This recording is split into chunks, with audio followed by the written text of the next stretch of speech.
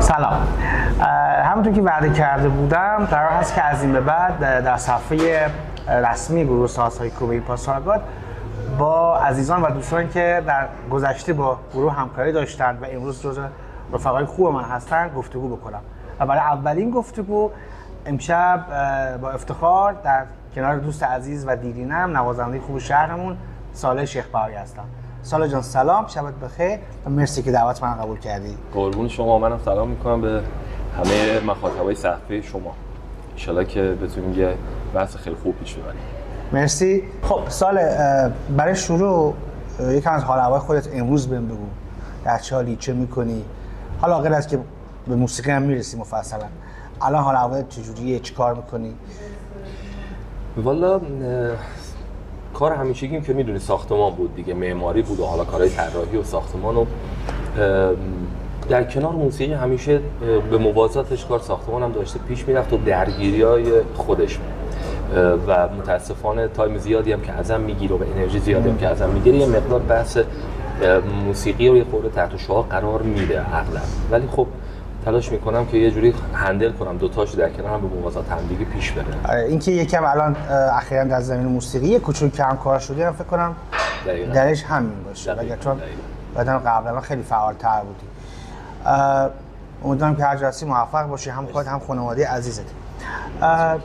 قبل از که پاسارگاد برسیم بهم بگو که چون پاسارگاد مال 82 ما از 82 به بعد میرسیم به پاسارگاد. قبلش صالح چیکار میکرد از زمین موسیقی و به طور جدی تدریس آیا انجام میدادی، گروه نوازی میکردی؟ کلا قبل از 82 فعالیت موسیقی تو چه زمینی و تو چه سطحی؟ از هولوش فکر میکنم 74 بود که یه گروه تنبک نوازی بود به سرپرستی تنبک نوازی چندی؟ نگم برات. تو 74 بود یه گروه نوازی داشتیم تنبک با استاد مرحوم استاد مشرف زاده، واقعا یادشون خیلی روشون شاد باشه. آره یه گروه نوازی تنبک بود که تو سفر آقای استاد پایور مرحوم استاد پایور به کرمان توی سالن تئاتر شهر کرمان اجرا کردیم اونجا. این اولین کارهای گروهی بود که ما بعد از ساز زدن و ساز یاد گرفتن و حالا یه مقداری پیش رفتن اولین کار گروهی بود که استاد دور هم بچه‌ها جمع کردن و یه تعداد زیادی هم تنبک 13 14 تا تنبک. بعد از اون از همون گروه آشنا شدیم با آقای احمد ایلاقی که آموزشگاه موسیقی صبا رو داشت. فکر کنم جزء اولین آموزشگاه‌های کرمان هم بود. و گروه صبا و گروه کوبه صبا که با دو تا از بچه‌های پاسارگاد هم اونجا آشنا شدم، خانم رحمانزاده و خانم زمانی. توی اون گروه من اونجا دف می‌زدم، اونا دف می‌زدن، من تنبک می‌زدم تو گروه. چه جالب. آره یه تقریبا چند تا اجرا تو تالار وحدت دانشگاه آزاد. تالار وحدت ما دانشگاه باهنر.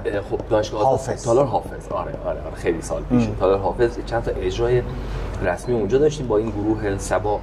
بعد شد گروه خواجوی کرمانی که خود استاد مشرف زاده هم بودن، امیر صفایی مثلا اونجا دف میزد و امیر صفایی دف میزد؟ امیر صفایی آره تو کار دف میزد. آره بعد آقای عرفانی اونجا دف میزد، آقای فرنام کوچیکی اگه اشتباه نکنم بود، بچهای آقای مجتبی زرکاری بود، اینا دف میزدن، ما تنبک ما ساید تنبک بودیم، اونا دف میزدن. آره و دیگه همینجوری کم کم از این گروه ها را به گروه های دیگه پیدا می‌کردیم. بعد آقای عرفانی گروه سما اومد راه انداخت، پوریا حسینی بود، ناصر کنوجی بود، بچه‌ها شروع کردیم همینجوری با هم ساز زدن و بعد من کم کم از سمت تنبک اومدم به سمت دف زدن. بچه‌ها رو که دیدم این مقدار علاقه‌مند به ساز دفم شدم، کم کم شروع کردیم دف زدن و کم کم دف زدن بچه‌ها رو یاد گرفتیم. همینجوری گروه‌ها یکی دف خودت زدی؟ آره معلم داشتم. نه من فقط معلم تنبک داشتم.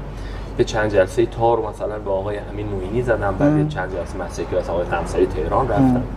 دوره تنبورم معلم نداشتم.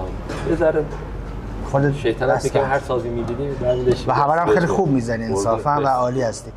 عرض به خدمتت که چه جالب هر گفتگو هر جایی در موسیقی صحبت میشه اسم آقای مشرف زاده میاد. ولی برام خیلی عجیبه و انرژی آدم و در واقع حضوری آدم همه جا انگار حس میشه. از آقای مشرف زاده بیشتر بگو اگه خاطری داری. والا استاد ما توی سالهای من سال 69 تنبک با آقای کاویانی شروع کردم. که دقیقاً اون سال یادم ایشون رفتن سربازی، خدمت سربازی و من دیگه معلم نداشتم. بابا یه تحقیقی کردن تو کرمان، رسیدیم آقای مشرف‌زاده ایشون پیدا کردم تو سر کلاسای ایشون که کتاب استاد حسین تهرانی و من با آقای مشرف‌زاده زدم. اون موقع خیلی هم یه کتابم یادم بود آقای اسماعیلی نوشته بودن، رفرنس خیلی نبود، مثلا کتابای آقای بهمن رجبی نبود و هنوز چاپ نشده بود. خب یه تایمی بعد از اینکه وارد این گروه همونجوری که سلسله وار اومد، این گروه اومدیم جلو، سال هر سال میگذشت، کم کم دیگه فاصله گرفتن. یه تایم خیلی زیادی من خبر از استاد نداشتم تا سالهای 90 91 که ازدواج کردم. از طریق یکی از دوستان متوجه شدم یه دور همی آقای مشرف‌زاده تو خونه‌شون تو خیابون جهاد با سری از دوستان داشتن. اتفاقی سر از اونجا در آوردیم. از اون موقع دوباره تا سالی که چند سالی که استاد حالا زنده بودن، در قید حیات بودن، ما توی اون مراسمه یه مقداری بودیم در خدمتشون. واقعا همونجوری که میگی خیلی از بچه‌های کرمان یه دور کلاسای استاد مشرف‌زاده رو رفتن. آره من همیشه میگم ما بچه‌های البته کوبینوازا نفتاماکا مستقیم یا غیر مستقیم شاگرد مشرف‌زاده. آره مثلا اون گروهی که مثلا امیر صفایی مثلا قبل از تا مثلا دف میزد، تنبک میزد، شاگرد آقای مشرف‌زاده. حتی کسایی که بچه‌ها که الان سازاشون اصلا کوبه‌ای نیست. آره دیگران این کرمان و موسیقی کرمان خیلی حق دارن. آره واقعا حالا امیدوارم یه روزی بشه قشنگ بشیم در مورد ایشون بیشتر صحبت کنیم.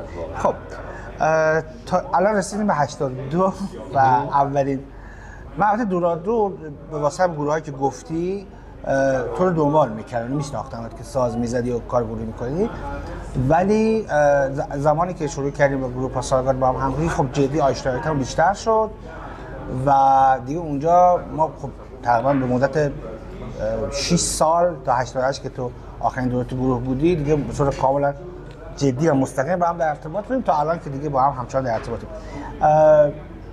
چی شد که اومدی پاسارگاد؟ یادته؟ اولین صحبتامون در مورد پاسارگاد خیلی تو ذهنم نیست، ولی اولین تمرین‌ها رو چرا؟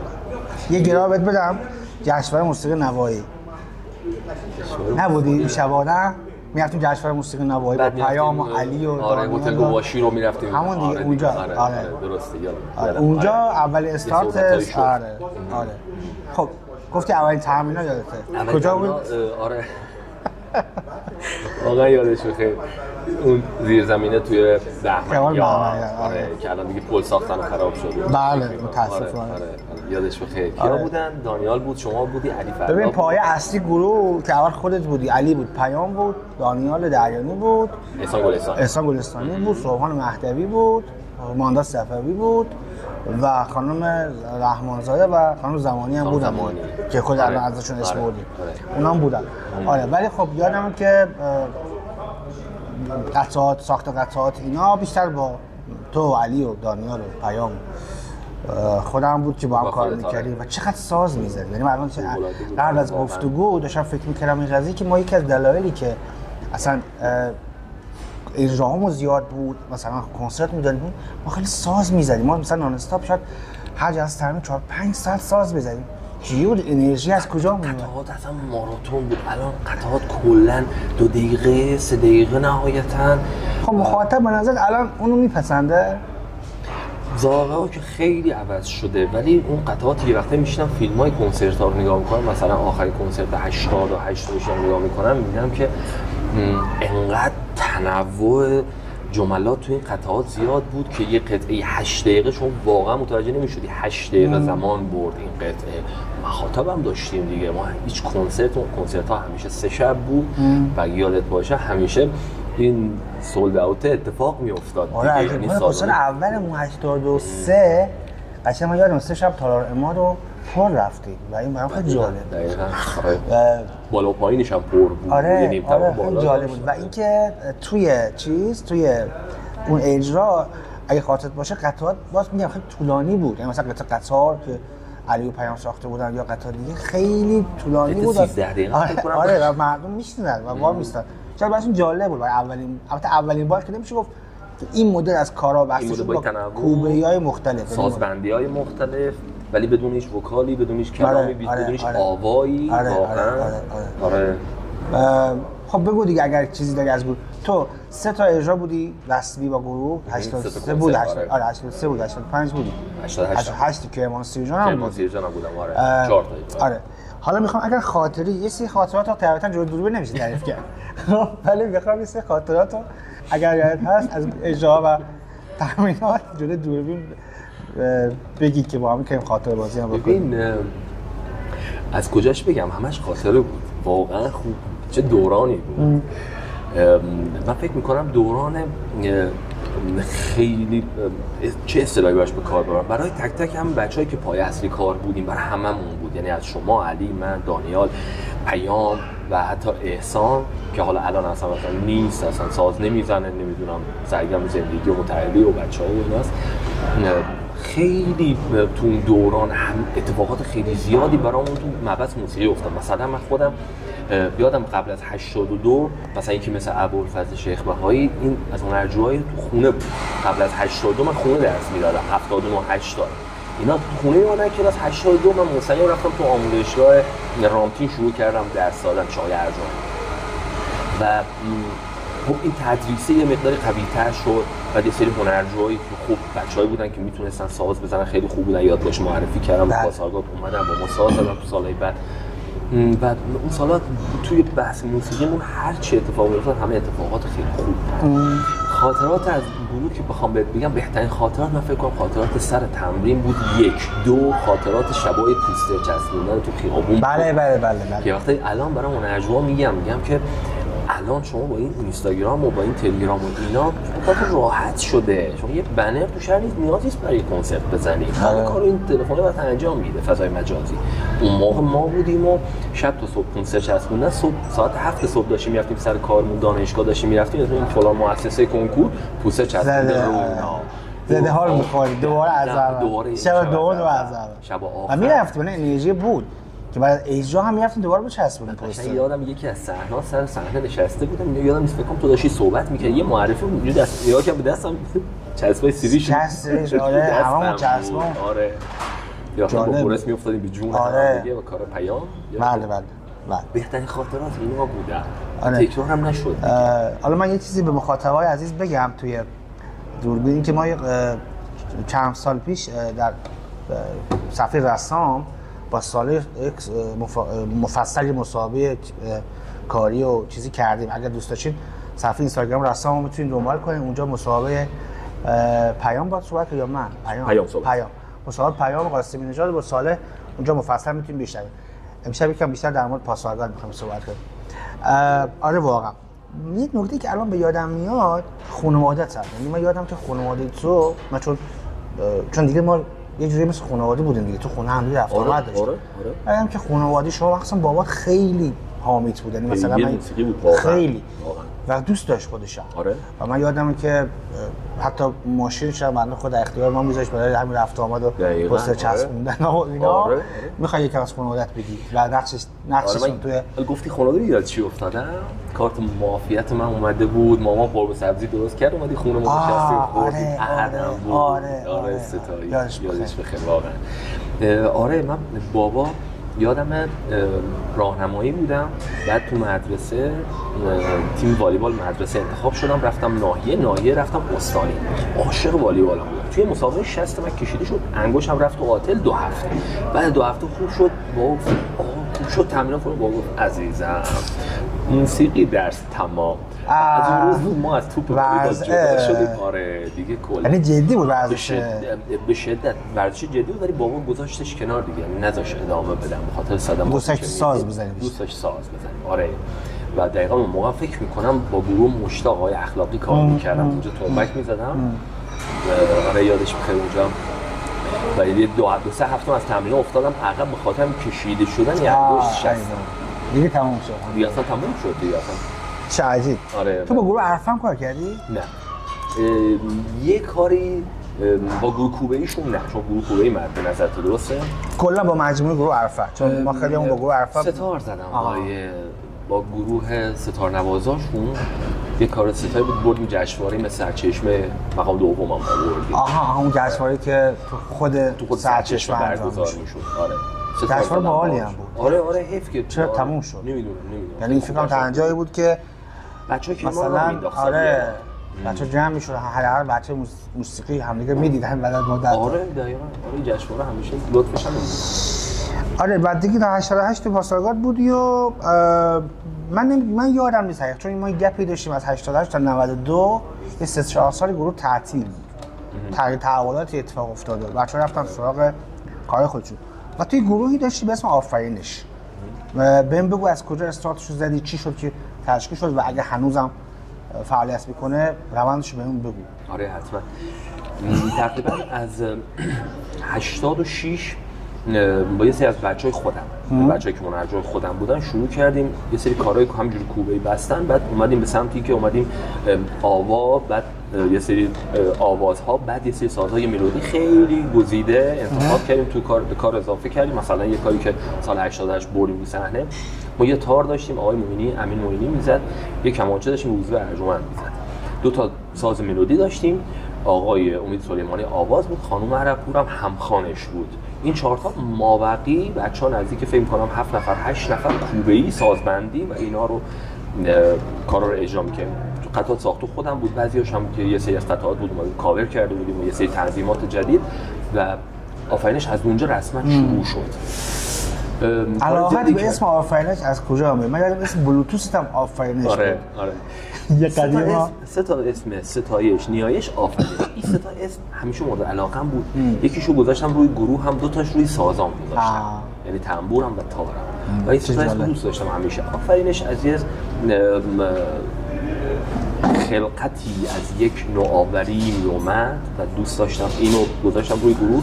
و بعد از اون کنسرت 88 هر آن قطعه‌ای که شروع کردم ساختن، حتی ضعیف اعتراف میکنم، حتی ضعیف، ولی دیگه کار تکراری رو صحنه نبردم و تمام شعارم هم چه حالا بحث قطعات کوبه‌ای که حالا تو بخش جنبی جشنواره مثلا فجر تو کرمان اجرا کردم و چه حالا کنسرتی که سال 95 96 با بچه‌ها روی صحنه بردیم، مثلا توی کنسرت 10 تا تصنیف اجرا شد، عین 10 تاش ساخته خودم.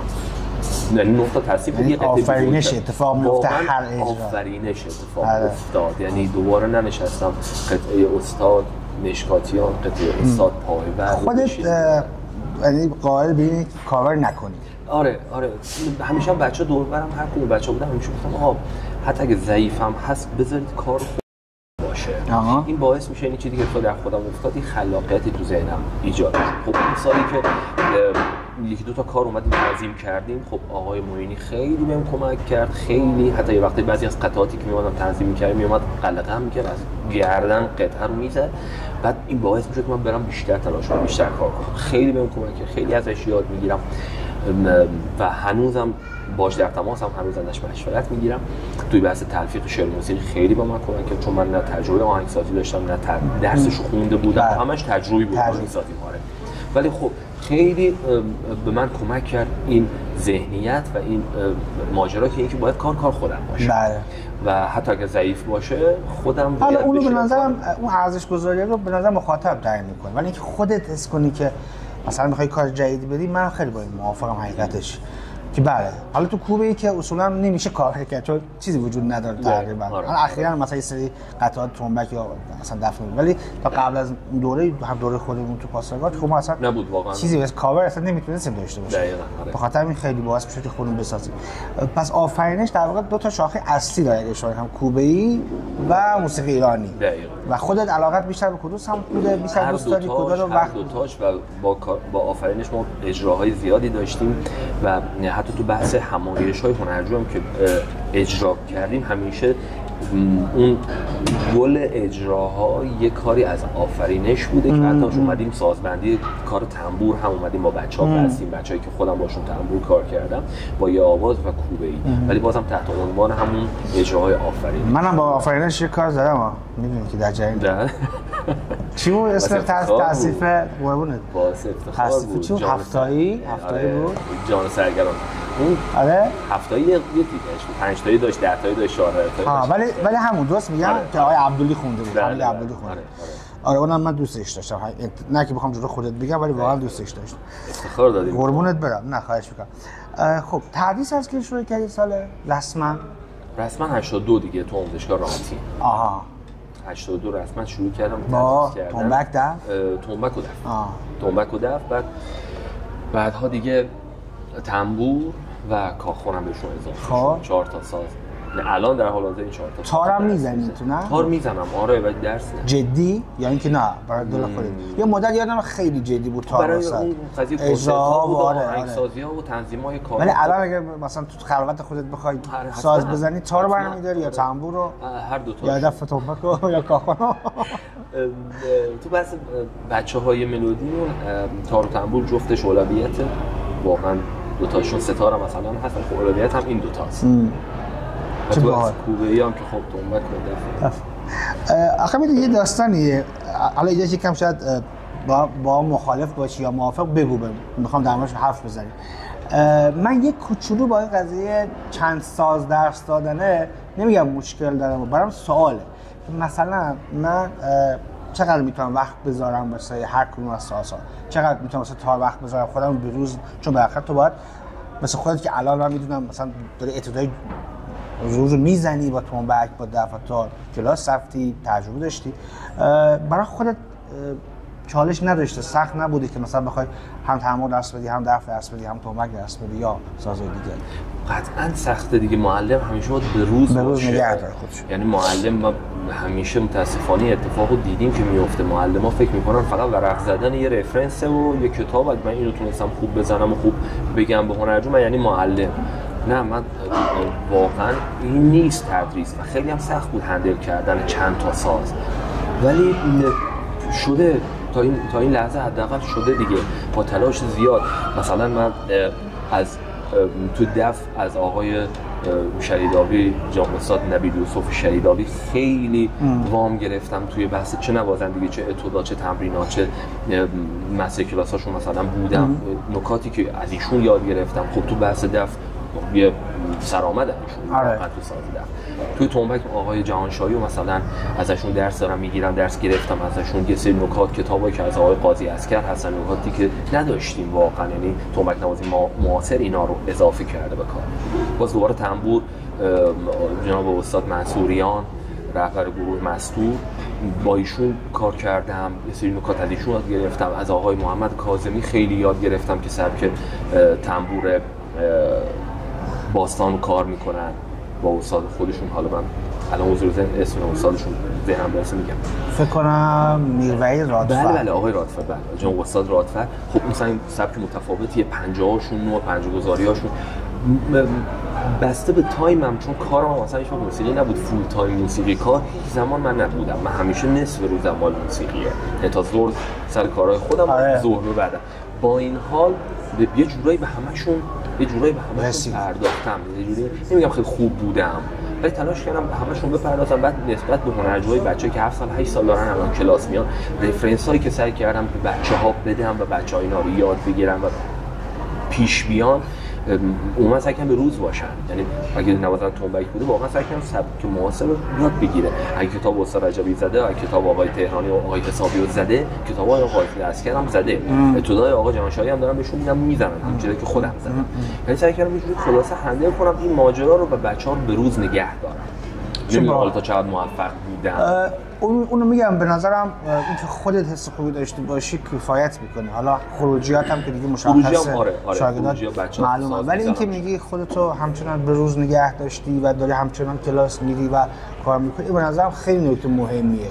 یعنی ما هممون به نظرم باید هر طرف یه بار یه تلنگری به خودمون بزنیم 100% که آقا مثلا ما ادامه بدیم، کلاس بریم، یاد بگیریم و فکر کنم همچین تموم شده. الان یکی بزرگترین مشکلات حال حاضرم همون بحثی که اول شما گفتید، که کمرنگ بحث اجراها، که کمرنگ. خیلی وقتا هنرجو میگن چرا کنسرت نمیذارید؟ اون کنسرت سال 96 چرا تکرار نشد؟ در صورتی که قطعات نوشته آماده است.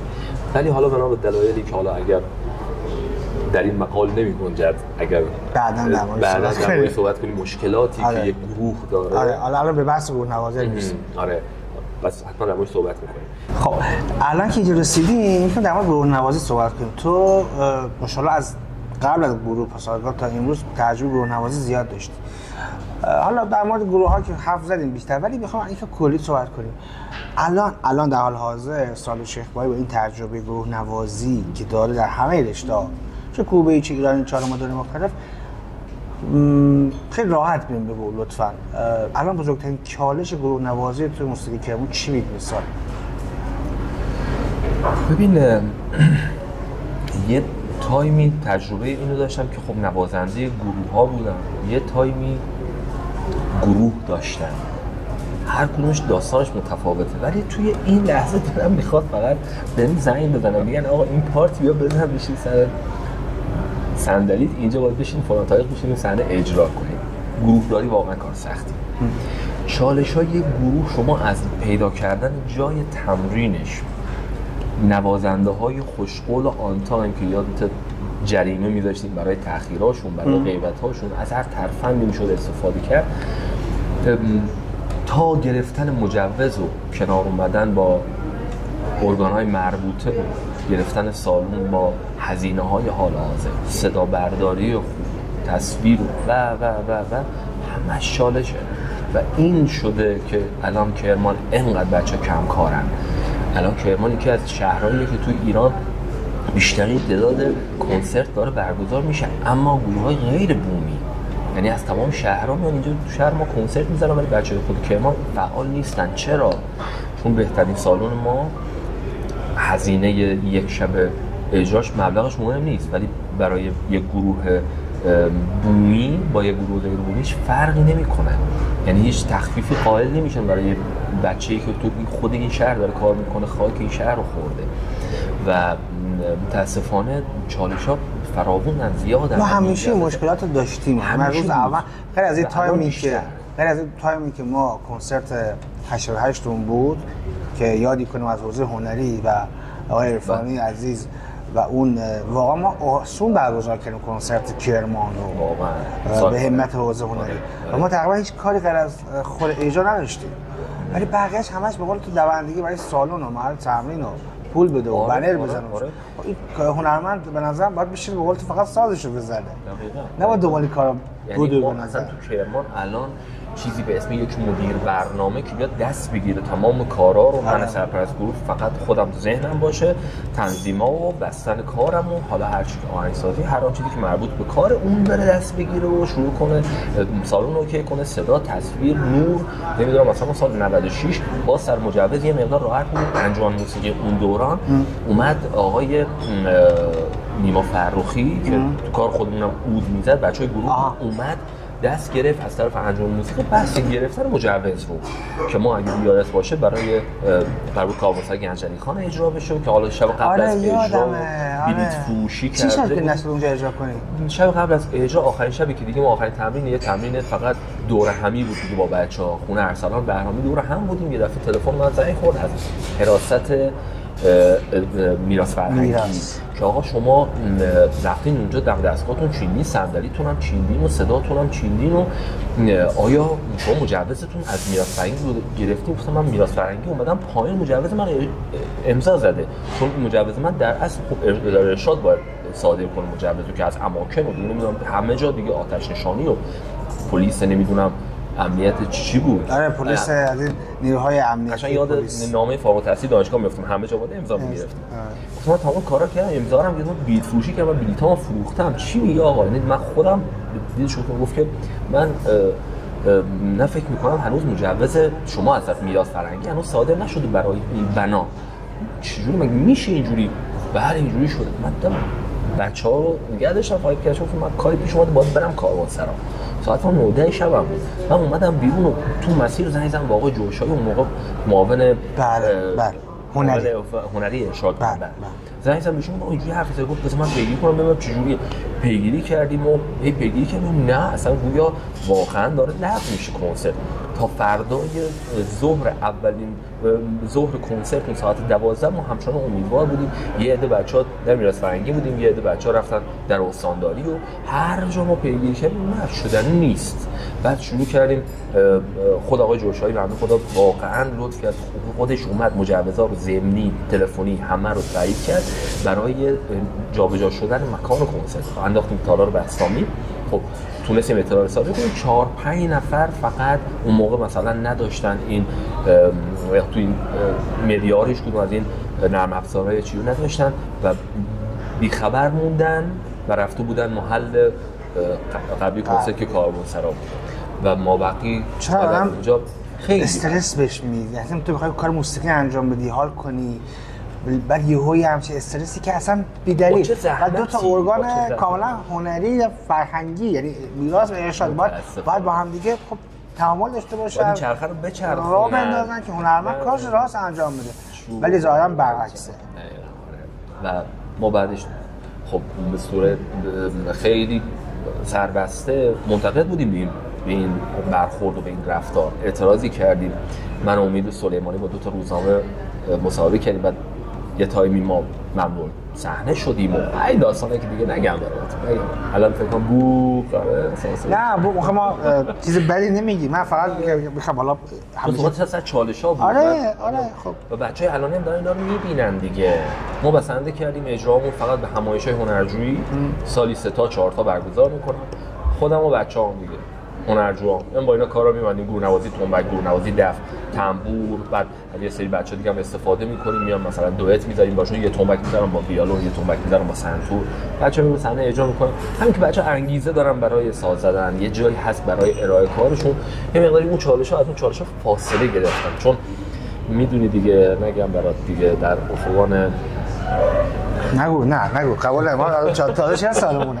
تازه 40 سالمونه. 40 سالگی هنوز احساس جوانی میکنم. دلمون نمیخوام بپذیریم 40 سالمون. آخه 40 سالگی واقعا سن خیلی زیادی است. باحال به نظر. بستگی داره از چه منظری بهش نگاه کنیم. میخوام شروع کنیم این کارا با هم انجام بدیم. همکاری کنیم. مثلا 60 سال 70 ساله به 40 سال نگاه کنیم نداریم. ولی ما که از اول حرکت کردیم با این چالش. الان در مورد چند سال الان در مورد 80 بگو 80 الان من که از 74 گفتم دیگه. یعنی در مورد داریم در مورد 30 سال تقریبا. عجیب غریبه ها. گذشته. ببین من یه چیزی دارم. حالا در مورد بحث گروه‌نوازی که الان گفتیم، من یه مسئله که دارم بحث رقابت. خب من اصولا رقابت رو در کار هنری دوست ندارم. نداری؟ نه. میدونی اصلا برام تعریف نمیشه رقابته. خب نه رقابت به معنایی که من میدونم تو هم میدونی. یعنی من بیشتر از اون کمتر از من. آره. میدونی من یه تایمی یادم کنسرت گذاشتن برای سری گروه‌ها و افراد خیلی مهم بود که من امسال مثلا 5 تا کنسرت گذاشتم. میدونی یعنی عدده این وقتی کمیت مهم بود تا کیفیته. آره من با این یکم مشکل دارم و فکر می‌کنم یکی از چالش‌های بحث گروه‌نوازی که الان وجود داره و اصولا یکی از چالش‌هایی که باهاش در موسیقی کرمان دارم این رقابت عجیب و غریبی که وجود داره بین بچه‌ها. ببخشید میگم بچه‌ها، همکارا، دوستان، عزیزان. خب من به لفظ خودمون نمیگم. تو اینو حس کردی یا نکردی خودت؟ چیزی که من میگم به این معنایی که من میگم.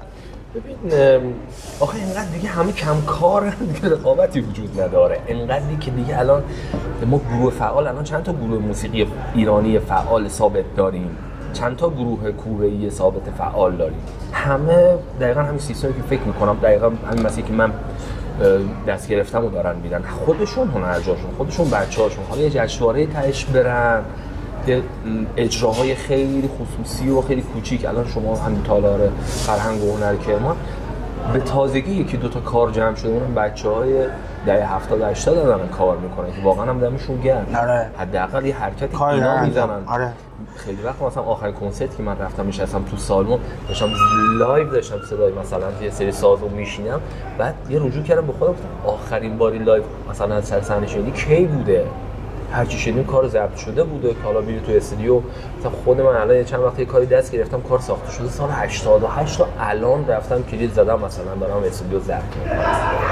در صورتی ممکنه اصلا حس حالت هم الان خیلی فرق کرده. خیلی فرق کرده اصلا جملات اون دوران تا جملات الان، ذائقه اون دوران ذائقه الان، همه چی فرق کرده. صحبتی داریم من حقیقت حسش نکردم. کی با کی رقابت کنه؟ از کسی نیست. آخه همین میخوام بگم، اصلا واسه چی رقابت کنیم؟ همه داریم کار میکنیم، هر کسی به نوعی با هر گروهی یه بوی داره و این خیلی باحاله به نظر من که ژانرهای در واقع متفاوتی کار میشه و تو اون یک ژانر چند تا گروه داشته باشیم. خب من حالا اینو یادم قشنگ، خب وقتی من تو گروه عرفه کار میکردم و اواخری بود که تو گروه عرفه بودم و واقعا اجرای خیلی خوبی داشتیم با خود جناب توحیدی و دوستامون و یواش یواش به فکر تشکیل گروه پاسارگاد افتادم. دیدم از دل یک گروهی یه گروه دیگه داره میاد. بعد یکم آدم جلو تقریبا مطمئن بودم که از دل گروه پاسارگاد هم گروه‌های کوبه دیگه بیرون خواهد آمد که آمد. و این خیلی خوب به نظرم. و اینکه ما بفهم فقط یه گروه کوبه داشته باشیم، یه گروه ترمال داشته باشیم، این من از این جهت خیلی با رشد تعدادی گونه‌های ثابت موسیقی خیلی موافقم، ولی به شرطی که آسیب زننده نشه. یعنی اون حس رقابت کاذبه و اینکه من خواهم چون ببخشید خیلی خودمون میگم، من فکر می‌کنم عرصه موسیقی رینگ بوکس و پیس 2 میلیونی نیست. باید در کنار همدیگه لذت ببریم، حال کنیم، به همدیگه کمک بدیم. من الان تو حرفات اسم امین معینی رو بردی، اسم محمد کاظمی رو بردی و این خیلی باحاله که تو سالی شیخ بایی که خودش کار کردی، هم تجربه داری، هم اسمی بر از همکاراش و میگه من به اونا مدیونم. چرا که نه؟ واقعا باحاله به نظرم و روحیت خیلی جالب اینجوری.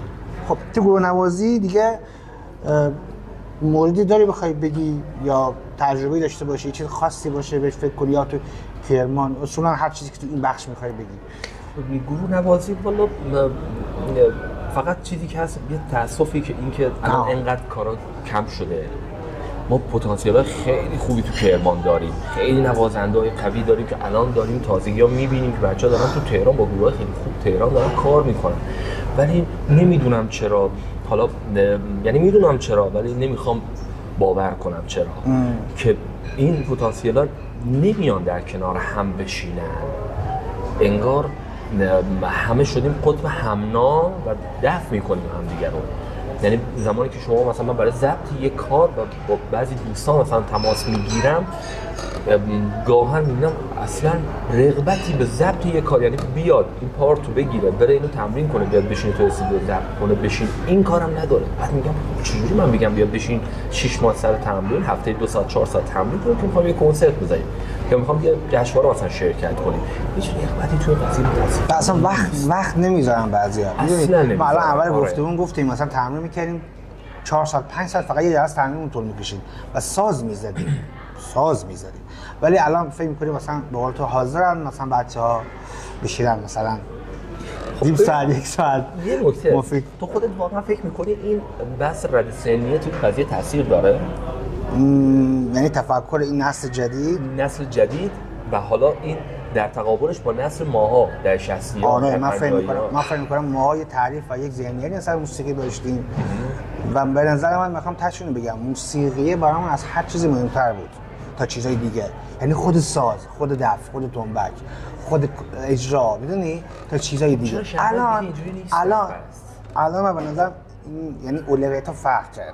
حالا فضای مجازی که خیلی تاثیرگذاره، خیلی به نظرم تاثیرگذاره. ما همین الان اینجا به خاطر فضای مجازی خودمونم به دامش اسیر شدیم یه جوری. خب ولی به نظرم این دام خوبیه ها، یعنی دمت گرم که واقعا این کار کردی. قربونت. نه چیزایی که بچهای الانی دوست دارن شاید بشنون، آره. دیگه نتونن. آره به نظرم خیلی خوبه این قضیه و اینکه درس عبرت میگن که دیگه دوباره کار شطرنجی کار بد موسیقی و ساز و تمرین نداره. دمت گرم ساله. خب ساله جان مرسی اولا بابت وقتی که گذاشتی. من میدونم خیلی وقت شلوغ کار حالا فنیت هست، کار تحدیثت هست، خانواده، مرسی که وقت گذاشتی و قربونت برم.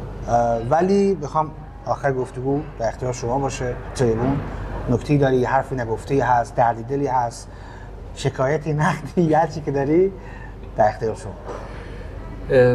والا کوچیک‌تر از اونی هم که بخوام حتی نقد کنم کاری و چیزی و گروهی و شخصی و، ولی یه صحبتی دارم با این بچه‌هایی که دارن به تازگی وارد این عرصه میشن، با هر قدرتی، با هر نگرشی که دارن وارد این اسمش مارکت هم حتی نمیذارم، هنوز سعی میکنم به همون دید هنری بهش نگاه کنم، چون خودم همیشه نگاهم اینجوری بود دیگه.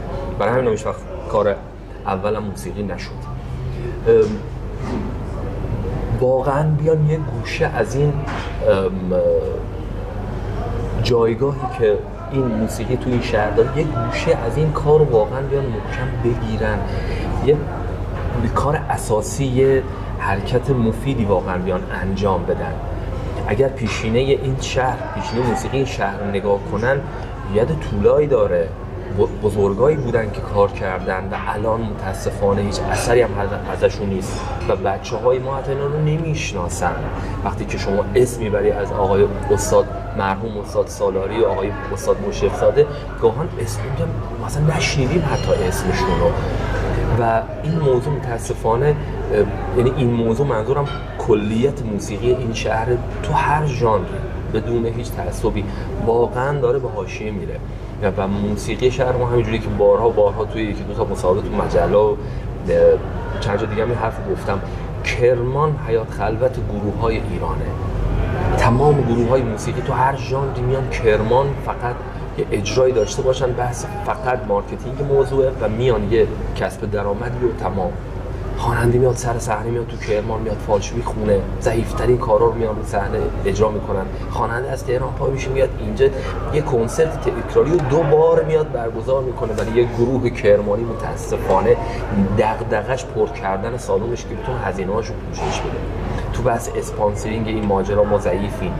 قدیما بود مثل سرچشمه بود، گلگهر سیرجان بود، اگر یه ساپورت میگن الان همونم دیگه نیست.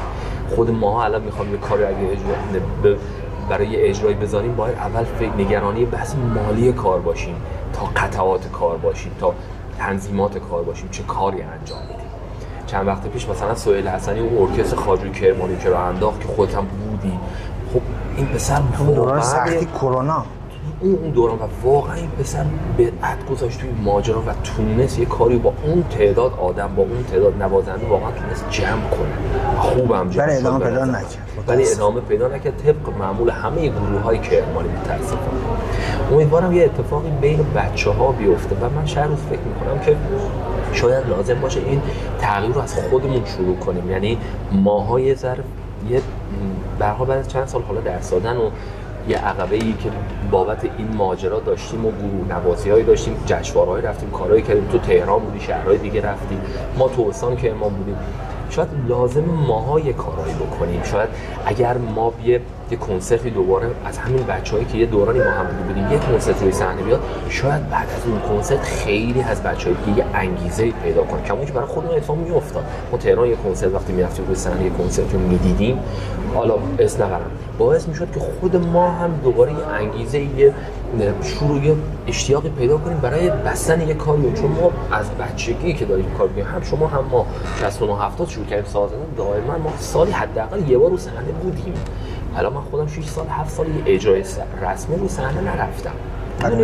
و شاید این اتفاق شاید حتی لازمش خود ما هم یه اتفاق بیفته. ولی من این بچه‌ها میگم که بچه‌ها یه گوشه از این کارو بگیرن. فقط همه فکر میکنن ساز زدن فقط یه کلاس رفتنه، یه یاد گرفتن. حالا شیخ بهایی 2 تا همایش هم میذاره، همین. بچه‌ها فکر میکنن تهش اینه. نه، نیست. خیلی قدم‌ها برای برداشتن داریم که بر نداشتن متأسفانه بچه. شاید خود منم بر نداشتم اون قدم‌ها. شاید 2 تا مستر کلاس اگه 2 تا شهر دیگه رفته بودم، با 2 تا آموزه از یه شهر دیگه میومدم، خیلی داستان فرق می‌کرد. امیدوارم که اتفاقات خوبی برای موسیقی شهر بیفته. حال موسیقی شهر خوب نیست. آره که حال خودمون. آره دیگه. آره. واقعا. آره این نکته مهمی که خودمون به فکر خودمون باشیم. من در نهایت می‌خوام از تو حرفات اینو بگم که موسیقی کرمان به نظرم یکم مبنیت به همت داره، یکم صمیمیت و یکم صداقت. یعنی اینا اگه داشته باشیم به نظرم. مرسی ساله، دمت گرم، ممنونم و امیدوارم که همچنان فعال باشی، پویا باشی و مثل همیشه تاثیرگذار. مرسی. ممنونم بابت این وقتی که گذاشتی و این ایده خیلی قشنگت. خیلی خوبه.